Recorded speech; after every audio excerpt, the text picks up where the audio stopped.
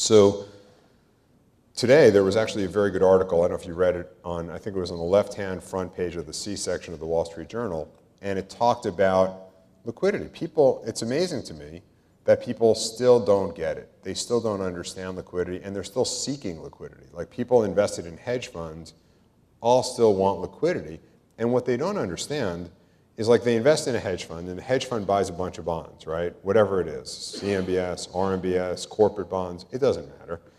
Well, it's very likely that the day you want out of your hedge fund, a lot of people are going to feel the same way as you, okay? It's very, very likely. And on that day, as Mike Milken said in 1986, that's the day there won't be enough of a bid because there's going to be too much for sale. And so however you structure your hedge fund, your investments, there is no liquidity. There's only liquidity when you don't need it. Now, I want you to juxtapose that against a loan because it's conventional wisdom to believe that a loan is less liquid than a bond. And I'm going to leave the topic of liquidity and this page with this comment. I would tell you, as a guy who was a market maker for many years on Wall Street and a guy who was in the investment business for my whole career, there's no question in my mind that right now today, a loan is much more liquid than a bond. You take a CMBS bond, AAA rated, God knows why still, and that thing is far less liquid than a loan, let's say a loan on this Hilton hotel that we're sitting in today. The reason is because liquidity is just a function of someone's ability to understand and put a price on risk.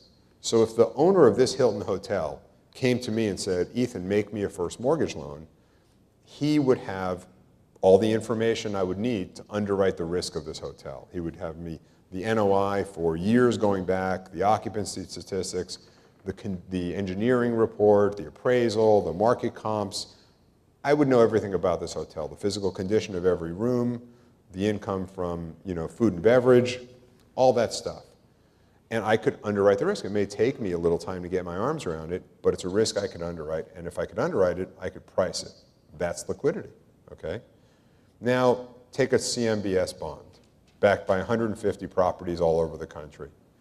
All the loans backing those 150 properties were originated, let's call it 3 years ago, 4 years ago, 2 years ago, whatever. Now I ask the guy calling me from the Wall Street firm, can you tell me about the underlying properties?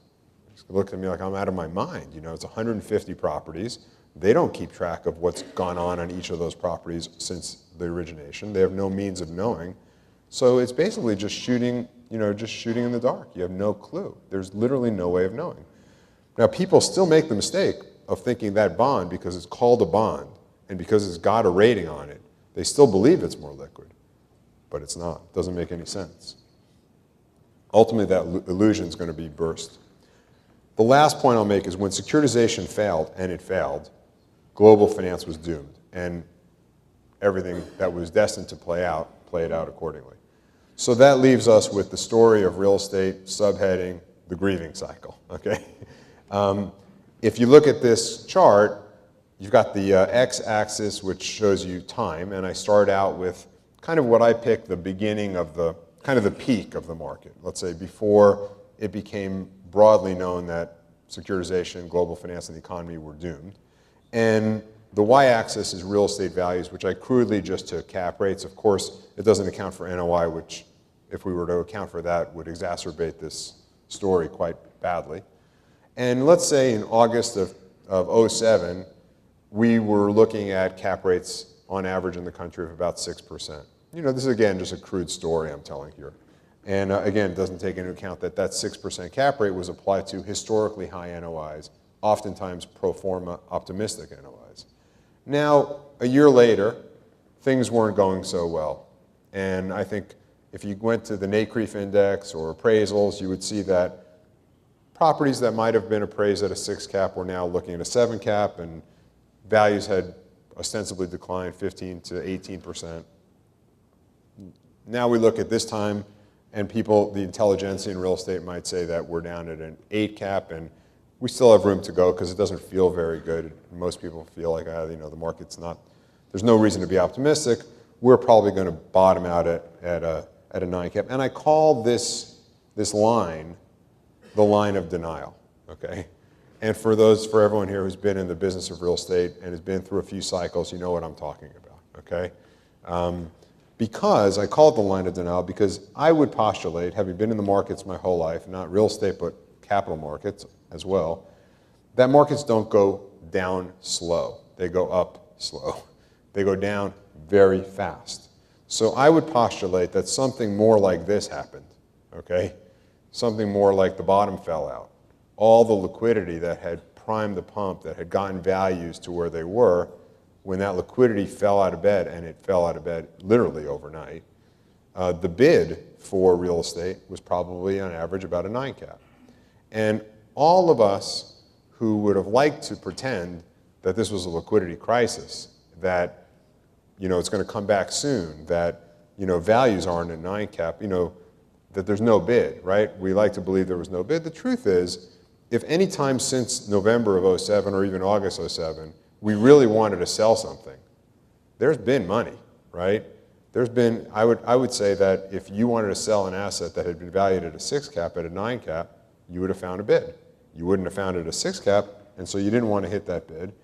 And that bid has been pretty much constant, give or take, throughout this period. But we have suffered through, which always happens when a market like this corrects fast and the bottom falls out in liquidity, a period where the owners of assets want to believe that this is a temporary change, want to hold on, need to hold on. And the people who still have dry powder are holding on to it very dearly and believe the worst is with us and we're in a new paradigm, a new reality, and a new price level. And so we have this protracted non-transactional period, which we've all been through, we've all suffered through. Being part of CBRE, and we're a transaction-based firm, of course, it's profoundly impactful on our business, but it's normal, right? I mean, unfortunately, if you go back to the last time we saw the bottom fell out, which was really that 1990s period, we lived through a period of time when almost nothing happened. There were virtually no transactions from roughly 1991 to roughly 1993. And then all of a sudden, things started to happen. The S&L crisis occurred, the RTC was created, liquidations occurred, and we were off to the races. And transactions became plentiful again at a whole new level. And so I think we're somewhere in that bottom right part of this triangle. I know in my business, I now have a business very similar to the one Jen described that I had at Nomura, which is a real estate finance business where we buy and originate loans. And we just started raising capital, and we closed on our first capital about 3 months ago. And for the first 2.5 months of that 3 months, as we were looking at deals, the divergence between what people expected and what we would be willing to price our capital was quite large, and we haven't done a deal yet. Only in the last few weeks, I would say, I've noticed a change in people's expectations. And I really believe we're turning the corner where acceptance of the new reality is starting to take hold. And I'm very encouraged. I mean, it's sad, of course, there's in a turn like this, there's many losses in the system, and that's unavoidable, but we need to move on to the time when we can start growing and doing things, and I think we're close to that.